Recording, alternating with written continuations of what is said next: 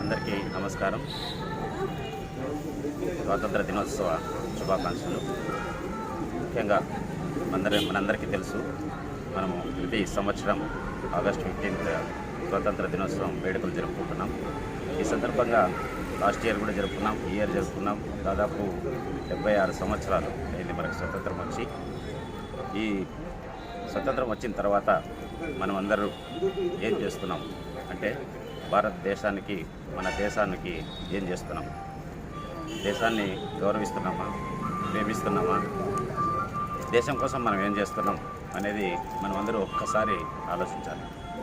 ఎంతోమంది స్వతంత్ర కోసం పోరాడి వాళ్ళు ప్రాణాలు అర్పించి మనకు ఆగస్టు 15 రాత్రి స్వతంత్రం ఇచ్చి బ్రిటిష్ వాళ్ళని అనేక రకాల ఉద్యమాలు చేసి వాళ్ళని పంపేయడం జరిగింది. మనకు స్వాతంత్రం తీసుకురావడం జరిగింది. వచ్చినప్పటి నుంచి ఈ 76 సంవత్సరాల్లో మనం ఏం చేస్తున్నాం అనేది మనం అందరూ ఒక్కసారి గుర్తు చేసుకొని ఏదో ఒకటి మనం మన దేశాని కోసం చేయాలి. అంటే మంచి పని చేయాలి. మంచి పని అంటే వాళ్ళలాగా మనం ఇప్పుడేమి స్వతంత్రం కోసం పోరాడాల్సిన అవసరం లేదు.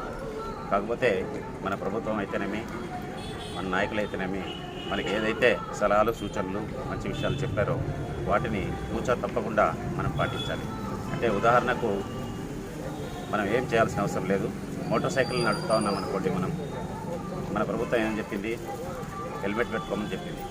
మనం పాటిస్తున్నామా? పాటించడం లేదు.